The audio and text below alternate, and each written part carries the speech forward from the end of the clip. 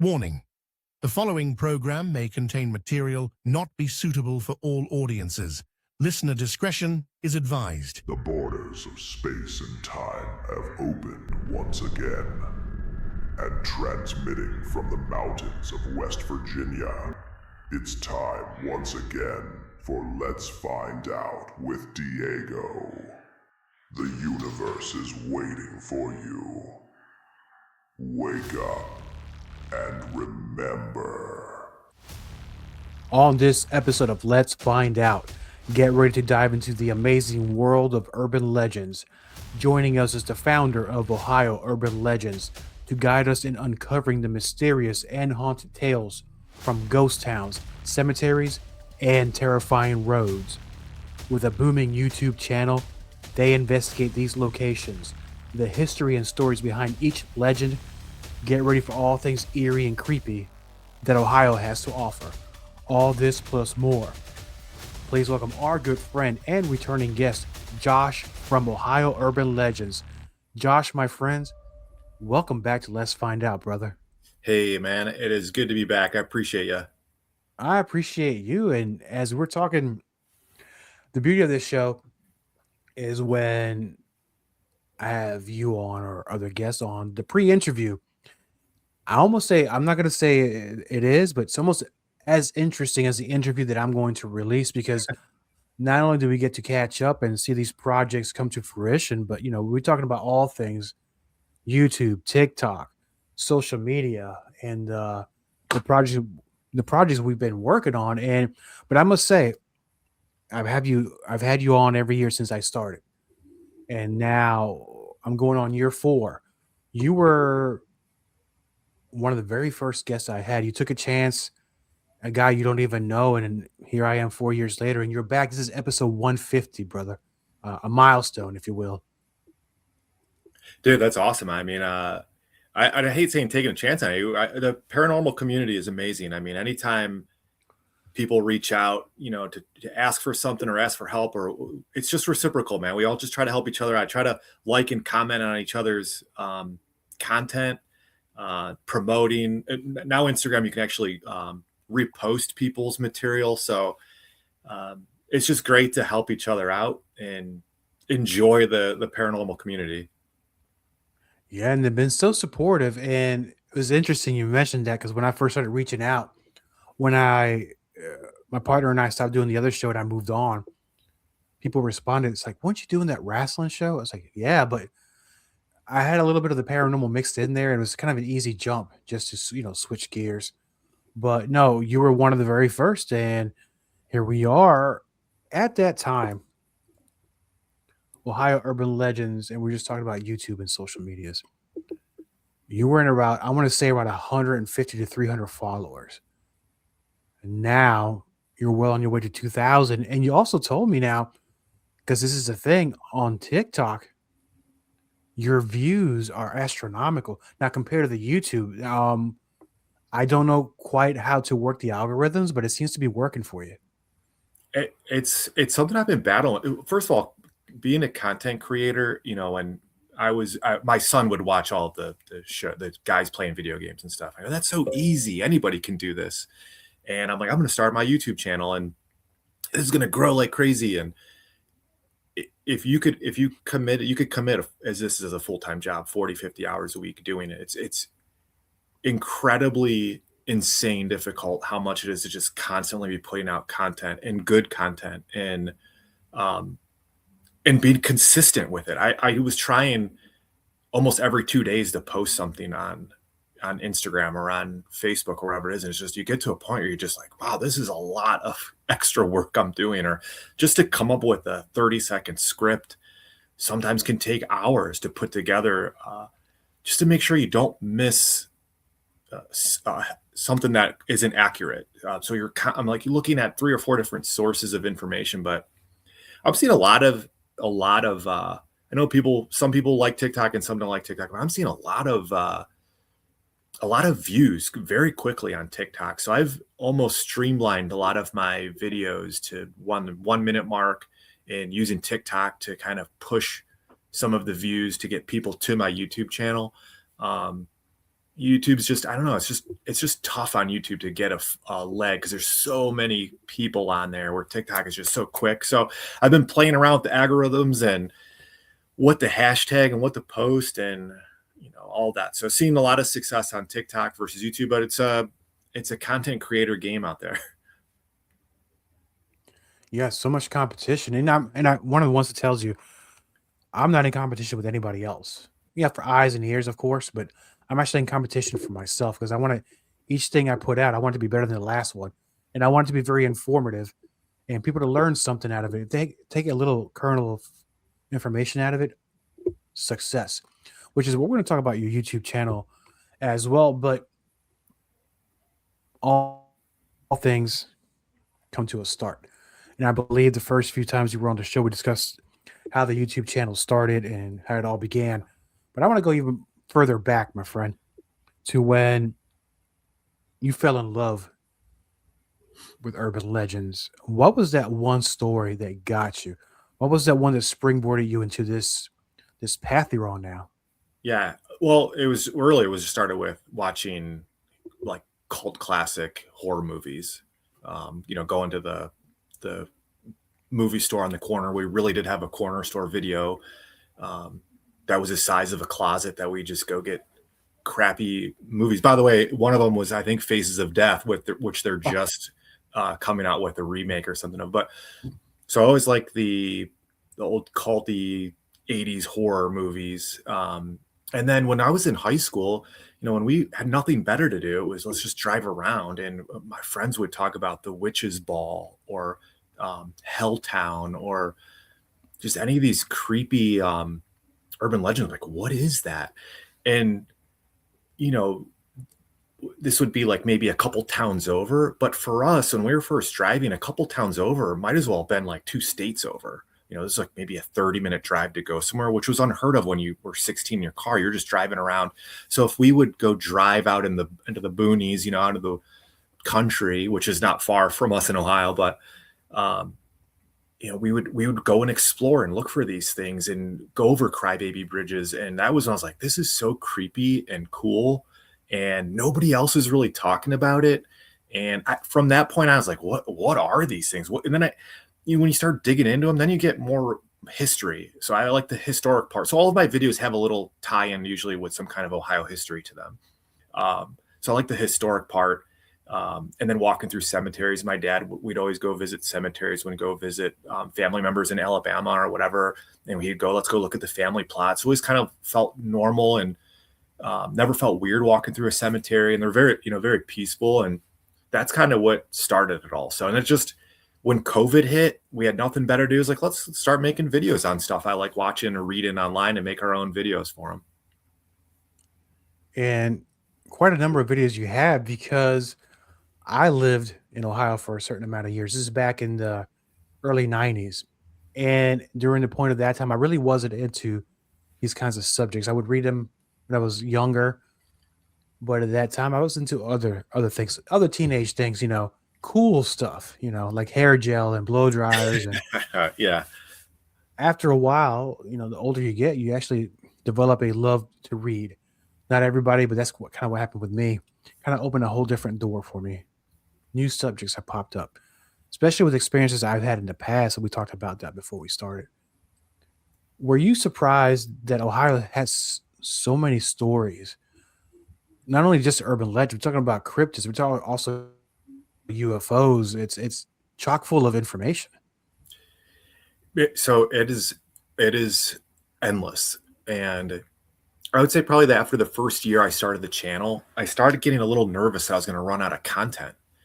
I was like, wait, I'm gonna cover all of the urban legends here in a year, and what am I gonna do with this channel? And it's endless, man. It is nonstop. And I actually had this to talk about was, we'll go somewhere, and so for example, we just came out with our Panthers Hollow video, and that was I went down, and this is part of Amish country in Ohio, and we were down in Amish country actually just to go Christmas shopping, and we stopped in to get lunch.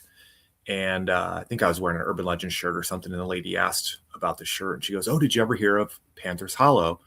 And I'm like, no, actually, I haven't. And then she tells me a little bit about Panthers Hollow.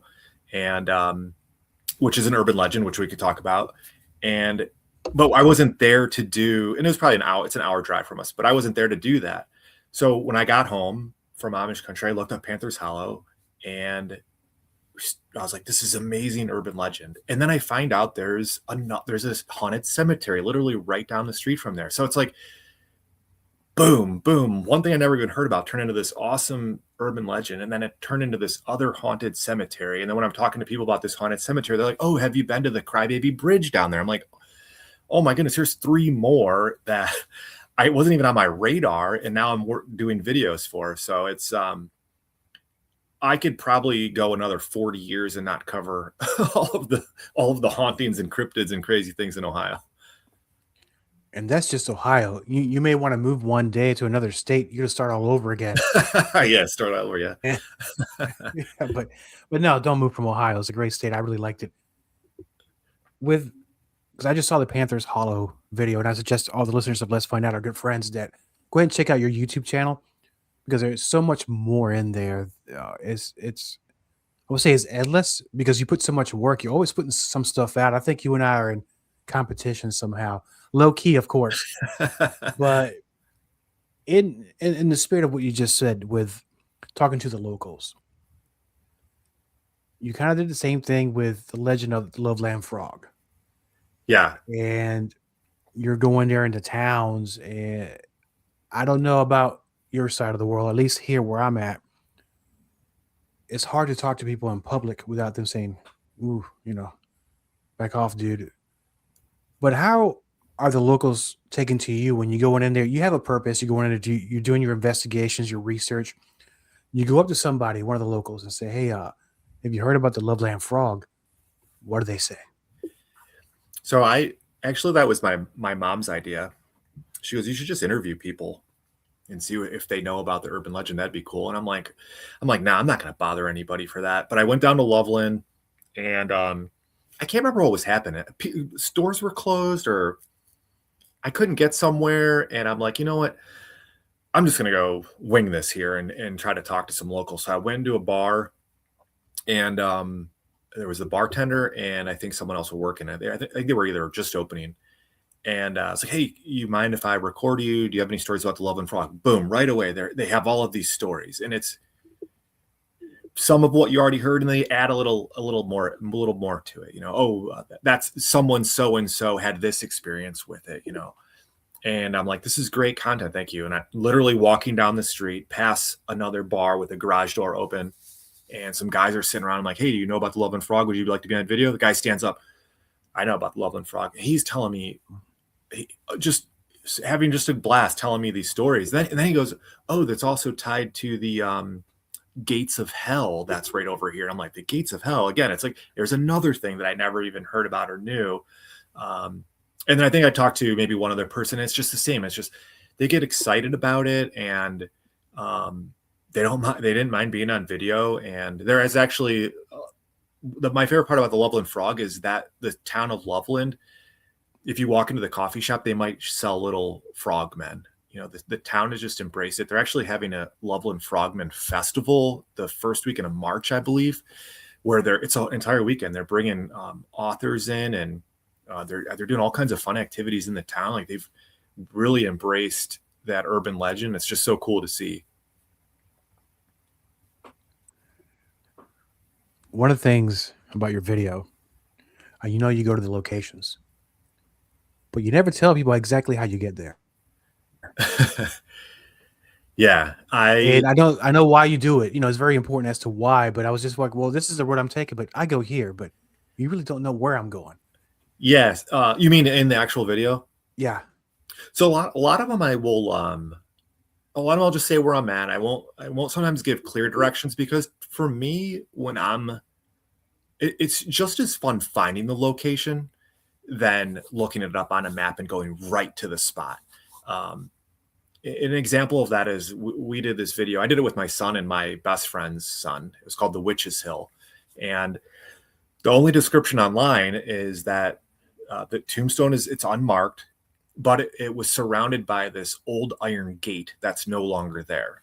And so I was like, let's let's not read exactly where it is. And I spent probably a good hour literally walking around the cemetery by myself before I took my son and my other buddy's son looking for this tombstone. And I was about to give up, and I turn around like I'm gonna go over here, and man, I see these little iron spikes coming out of the ground that resembled an old like fence that used to be there around a tree. Like it hit all of the urban legend stuff, and I was so geeked out. So even in that video, I say, if you don't want to know where the location is, stop here or keep watching. I'll kind of show you exactly where it is. So, you know, I like people will want to have that experience as I do of finding something and discovering something as opposed to there's a tombstone called Girl in Blue.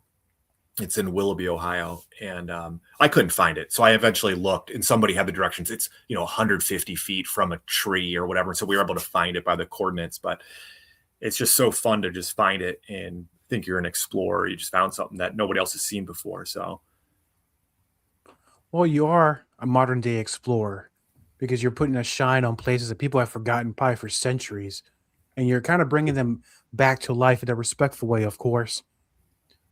Now, there's a second side to this because I know you go to these locations, and I'm going to use the example of a cemetery we were just talking about because you also have a background in paranormal investigating.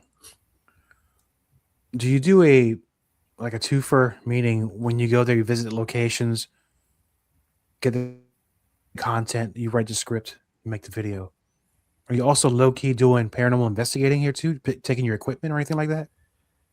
I was early on when we were me and my cousin and her husband. We were running a more paranormal. We're still on Instagram. We were every couple times a year we were going on investigations, and I was doing that for content. But no, now I'm just strictly on going and getting my content for the Urban Legend page. Maybe again I will take my gear, but it's just get in, get the content, and most of the time I try to be really respectful in the areas that I'm in. So setting up shop in a cemetery or wherever I'm at, like let's get in, get out, and not look like I'm bothering anybody. Yeah. No, you don't want to bother anybody because depending on where you're going, and it doesn't matter what state, when you go out in the woods, things could happen. I'm not just talking about I've been to a lot of places where there's no trespassing signs. I do not even mess with that, man. First, I don't want anybody to get in trouble. I'm watching any of my videos. So all my videos, I usually say, be careful of your surroundings so everyone can respect these for years to come. No, let's not destroy anything or bother anything, and especially anything, no trespassing. I'm not getting any trouble from any of that stuff. So trying to be as respectful as I can. And I will try to let my viewers know that too. And in any of the videos that show that, especially like, I think Holcomb Road, Haunted Holcomb Road, when you get really to the wooded part, you'll see no trespassing signs. I think I mentioned that in the video. Just stay on the road. There's no reason to get off into someone's property. No, and those signs are not a suggestion. Man, in some of these places you do not, it's woods and you don't know what's on the other end of the woods. Yeah, and they're off grid. And off grid, yeah. You'll be off grid too. Trust me, if anything happens. But I can't remember if I told you a story. I was doing a haunted tunnels at Ashland, this haunted tunnel in Ashland. I have pictures of it on my Instagram page. It's all just graffitied. It's a one-way tunnel. And I was by myself. It was maybe like 3:00 in the afternoon. I drove through the tunnel. I was like, I'm going to get some videos. I think was I going to get paranormal stuff? No, I wasn't. I was just getting pictures. So I got them. I went through, I was like, get some pictures on the other side, get out of my car. And this is a true story. And man, I heard like this noise going like, like, man, I don't know what it was. The hair like stood up on me, and I got in my car, locked the door, and left. I was like, I don't know what that was. That was freaking creepy. But at least it wasn't a shotgun, like someone cocking their shotgun, like get out of my yard. I'd be scared of both. Breathing in the shotgun. It could be the same person. I have since gone back to the tunnel, and that we didn't hear any noises. But man, that was probably the first time I've been in the craziest places at nighttime at 3 or 4 in the morning, and that was probably, and this was 3 or 4 o'clock in the day, and I was spooked. Well, talking about roads and routes being spooked, here's one that pops up because you sent me some of these notes, places that you're going to be either you already been or you're going to. Yeah. Route 93. So, so Route 93. So that's going to be a new one for me. So this is again when I'm posting videos and everybody watching will comment, "Hey, have you been to Ohio State Reformatory?" Like, yeah, of course. That's like the biggie. I'm looking for the little nooks and crannies that no one's ever heard of. And I did one, and it's called Haunted. It's Hemlock Road. It's haunted, and people are like, "Oh, have you checked out Route 93?" And then I think I had maybe 3 or 4 other people comment that. And I'm like, what is this? I'd never even heard of this. Again, here's another one. And if you just Google like haunted Ohio 93, someone has like a map of, a drawing of the Ohio 93 with different attractions you can visit or different urban legends and whatever is there. So that's one I'm going to be exploring. I think like maybe the Moonville Tunnel and Irontown Tunnel and maybe a couple other hauntings are on there, but I haven't even investigated this one. It's one of my bucket lists for a new video to come out and see what is in store down what's going on there. Cause it seems like a ton. And how far out is some of these locations? Because Ohio, deceptively, if you look at it in a map, it doesn't look that big. It's a lot bigger than we think. How far out do you go? Loveland was pretty far from me. It was like 3 hours to get down there. Usually I try to sticking around a 2-hour radius. I know it's unfair to Southern Ohio, and I do have some stuff planned for Southern Ohio, but sometimes it's just easier for me with kids to just bop out somewhere it's an hour away. Or luckily, literally right by me is the Cuyahoga Valley National Park. And I know your listeners are from all over, but we have this amazing park system. It was cut through the glaciers.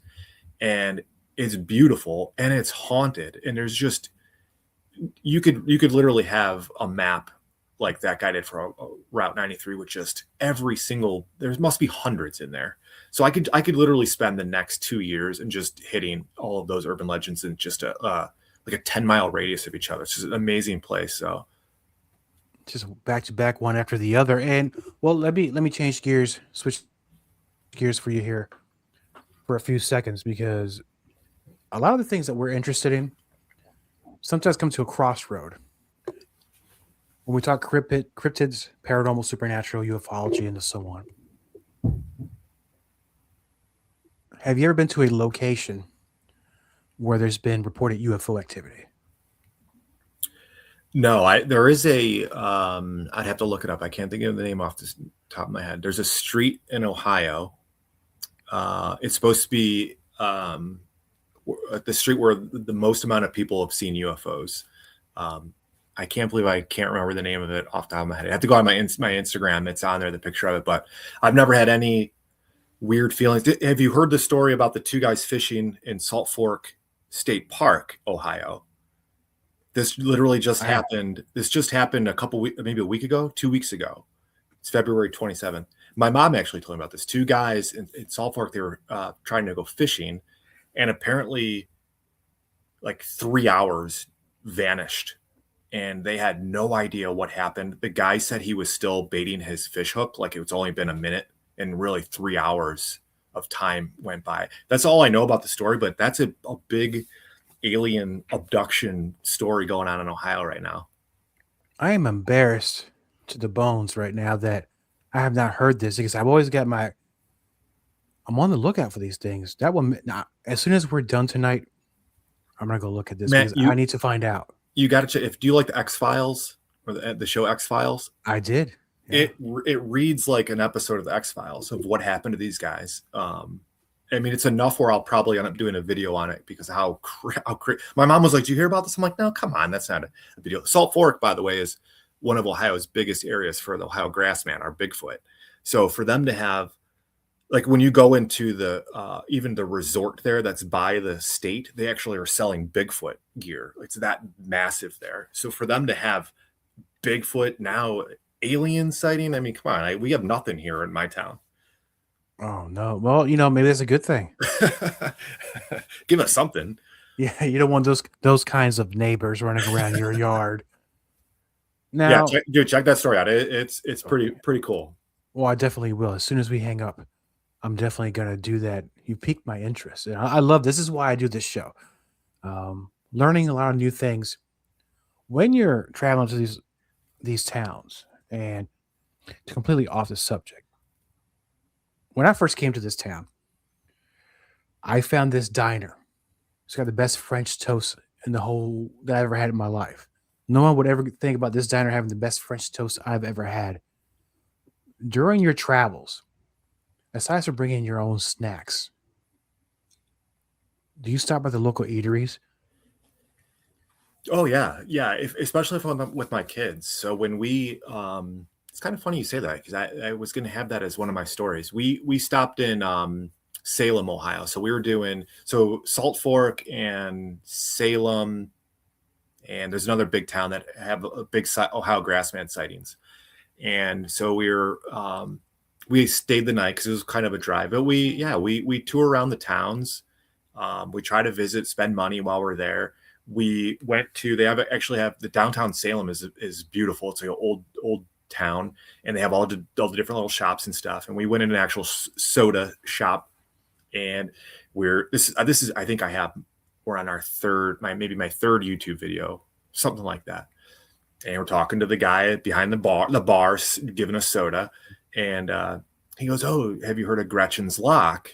And I was like, "No, what is that?" And so he was telling us about the Gretchen's Lock urban legend, which I just came out with a video over like the past, like I think the summer, maybe I made it maybe 2 months ago. So, but we saw him 2 years ago, and it just was like, let's, just exploring the towns and entertaining the towns we're getting. Like, and again, that he told me that the Gretchen's Lock, we're at Amish, in Amish, we're in the Amish area, and the lady there is telling us about Panther's Hollow. It's just go into these towns and visiting, you get 3 more ideas, or you hear stuff you've never heard of before. And the cool part of that is the Gretchen's Lock thing that was a part of Beaver Creek State Park in Ohio. And I've never been there. I don't know what it is. And I was like, I'm going to go check this out. So I'm going through, and on my Google Maps, it says Ghost Town. I'm like, Ghost Town? I'm going through an old ghost town that's actually labeled on Google of an old town that was part of the canal system, and that's where the Gretchen's Lock was. And there's an old abandoned mill that you can see. And I actually passed where I was supposed to go, and then I dumped out in an old town area that they've recreated of all the old mills and all the history that went on through the canal system. So here I'm exploring for Gretchen's Lock, which I heard of from a guy in a town I was visiting for another urban legend. Now I'm going through a ghost town to see history of the canal system in Ohio. And then I hear about this. I'm like, so excited about all this stuff. Here's more content. Then I find out that right down the road is where, do you ever hear of the old bank robber, Pretty Boy Floyd? Yes. He was like in the 30s or something. He died and was murdered, shot by the FBI like a mile down the road, and they actually had his body on display there for a little while. And this guy was public enemy number 1 by J. Edgar Hoover back in the day. So it's like, oh my God, like you're just getting all of this cool paranormal, cryptid, urban legend stuff. And then all of a sudden you're in this ghost town of this old mill from the history of the canal, and then Pretty Boy Floyd, and you're just like overwhelmed with this cool area of Ohio, which, man, I would have never in a million years been in that spot ever if it wasn't for doing this. And it's one of those things you kind of like have a magnet towards these things. They come to you no matter what town you go to. You find out this little bit of information, because I believe it's my opinion that people feel very comfortable talking to you.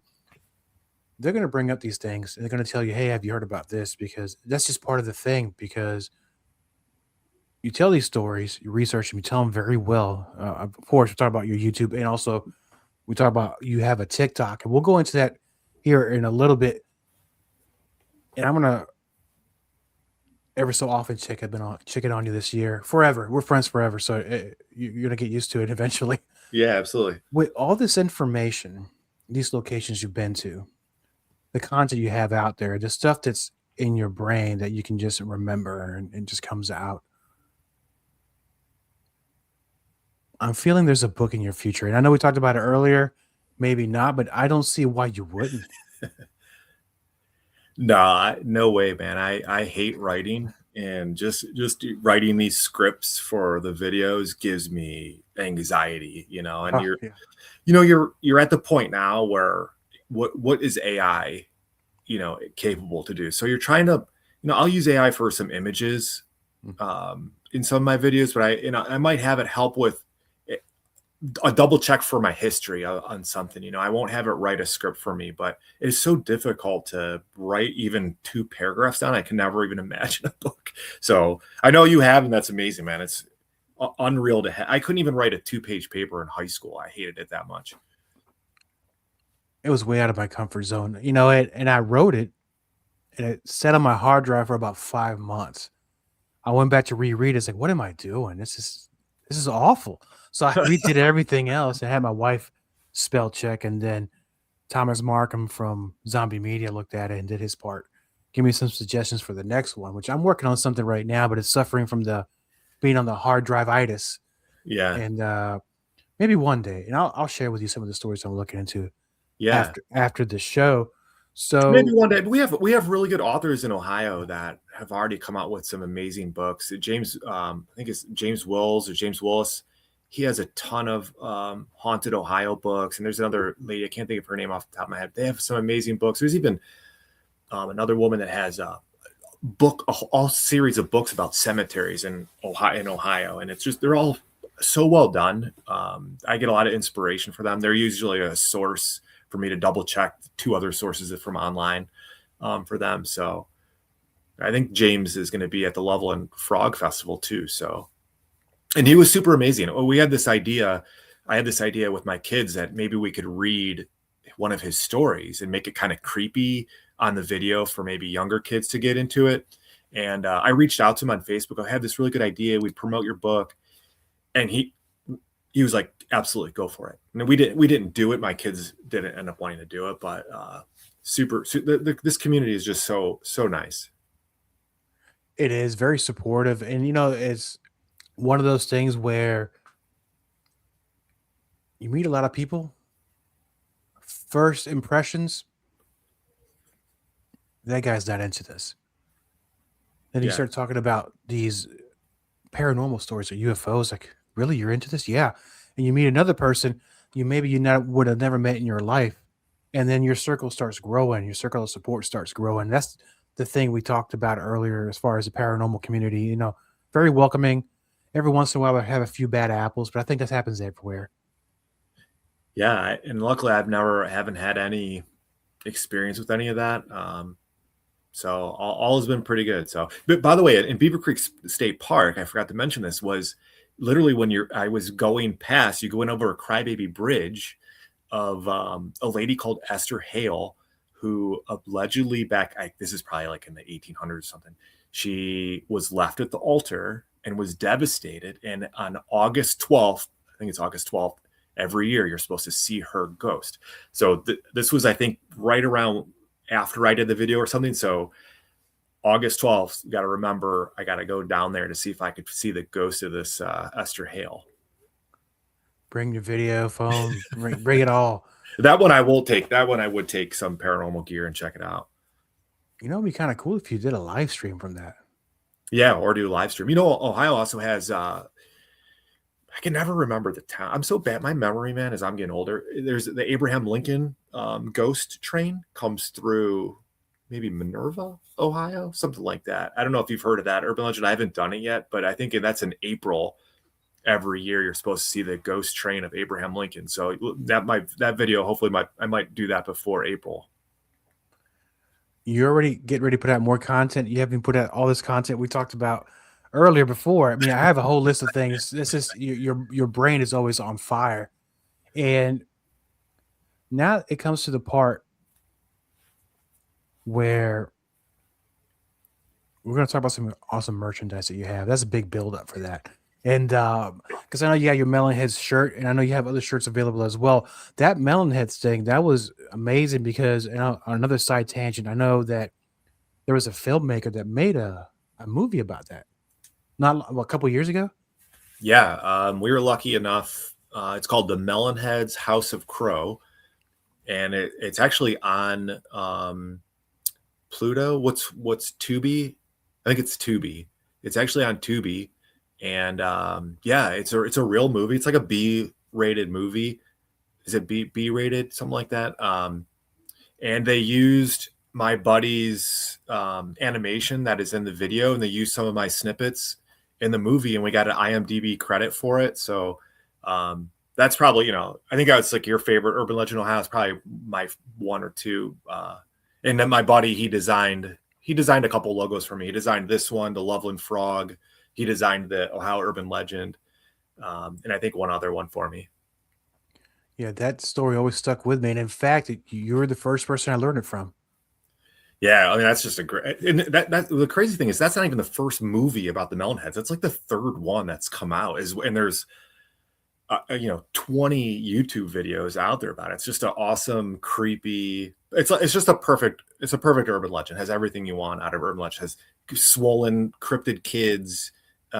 Conspiracy theories with the government. It has a haunted cemetery. It has like Russian hoax to it. It's just all kinds of craziness to it. Oh, don't even talk about the Russian hoax stuff because you're gonna get a lot. It's gonna get crazy with that, and we'll maybe what, when I bring you back on the 200th episode, we'll get into that. You piqued my interest with that. Now, for the listeners of Let's Find Out, our good friends out there that love Ohio urban legends and they love the shirts, they want to get some of the merchandise. Where can they go find out about it? Yeah, I don't have the shop name right next to me, but if you just Google Ohio Urban Legends merch, it's on there. I'll send you the link to put up on here. We have Melonheads, a Loveland Frog. We have some fun monsters ones and just some other paranormal type shirts. The Ohio Grassman, or no, the Orange Eyes we have on there, which is that's one of the other ones that my buddy helped design. There's some cool jackets with that. So not a big self-promoter on that, but if people like merch, we have some. Oh no, we're gonna promote the merch. We gotta get them on people. We gotta get them ordered, send them to their house, and so you can go ahead. Because sometimes, interesting enough, some of these shirts or the caps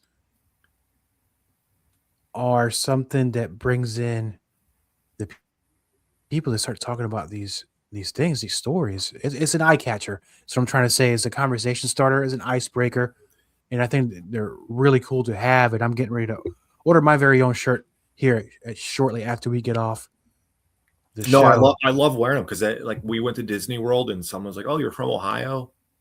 It's like, "Oh yeah," so you're just meeting new people and learning new things. So there you go. See, just what I said, but you said it a lot better than I said it, of course. Now we're coming to the end of the show here, but I do not want to ignore this part because I know that all your videos are on YouTube, but you're also on TikTok. Now, here's my question. On YouTube, you can pretty much put out any kind of length video that you want. It's my understanding that TikTok is a little bit shorter. With the information that you have, how challenging is that to condense it to such a shorter video? So I'll take usually all my YouTube videos are 3, 4, 5 minutes, 6 minutes. I think my longest one's maybe 8 minutes. All my reels are about a minute. So I'm just trimming the fat or getting out maybe some of the history stuff that's in there and getting right to the details. And if you want to hear more, go to my YouTube channel. Yeah, TikTok it's got to be quick, man. People want that little quick dopamine hit. What's the next thing? And people won't even watch 2 seconds of a video anymore. So it's like Matt Damon just said, that's how Netflix has to make movies now. The explosion has to be right up front, and they have to keep reminding people of what they're watching because everyone's on their phones when they're watching a movie. So you got to be quick to the point on some of this stuff, man. Yeah, that reminds me. It might be. I don't know if you're familiar with this director, John Woo. I think it was late 90s, early 2000s. From the get-go, we're shooting, we're exploding. Now here's the plot. Yeah. That he did. That's wait, that's not Jackie Chan movies. That's the other guy. I know who you're talking about. Yeah, because I can't think. I'm like brain dead on a couple things tonight, man. That's okay. There's so much we already covered, and so much more to come here definitely on episode 200. Coming soon to a theater near you. Josh, it's been a pleasure having you on the show. Man, I love talking to you. Ohio Urban Legends is one of my favorite things out there on YouTube right now. And Please follow, share, subscribe, and watch the videos. Josh, man, I don't know what to say, but thank you so much for being on the show, and I look forward to having you back on very soon. Great. Thanks, man. Appreciate it. Have a good one. Thank you, my friend. Copyright Diego the Podcaster. All content for Let's Find Out is the property of Diego the Podcaster and is served directly from our servers with no modification, redirects, or rehosting. All celebrity impersonators are paid performers. The impersonated celebrities do not endorse or promote any views or opinions expressed by our guests, Diego the Podcaster, or Let's Find Out. The information shared on Let's Find Out with Diego is provided on an as-is basis, with no guarantees of completeness, accuracy, usefulness, or timeliness.